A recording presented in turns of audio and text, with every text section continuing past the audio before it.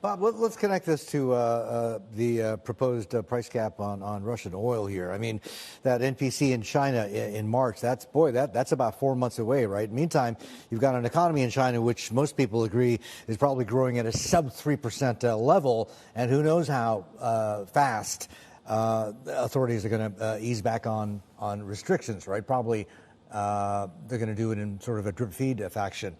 My question to you is, how is that going to affect Chinese demand for Russian oil? Because this whole price cap idea actually applies much more to the buyers of heavily discounted Russian oil right now, the likes of China as well as India.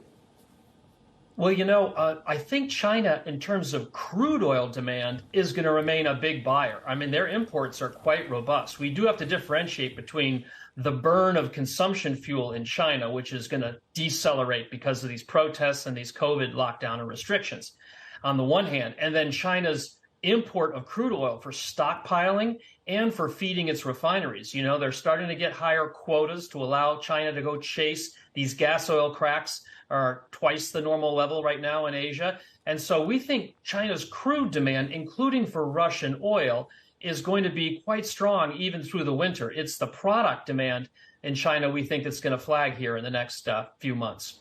All right. So December 5th is the date we're watching, right, when that EU embargo on Russian oil kicks in. And at the same time, theoretically, at least, the price cap is supposed to kick in as well.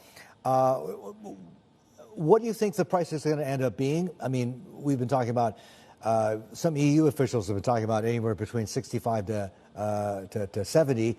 And more pertinently, at that kind of level, if you think that's what it's going to come in at, is it going to work?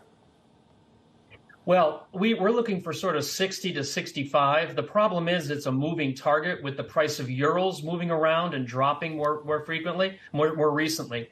The problem they've had from the beginning is there are two objectives here, and they're contrasting and competing. One is to keep Russian oil flowing. For that reason, you'd want a higher price cap, like 65 or 70.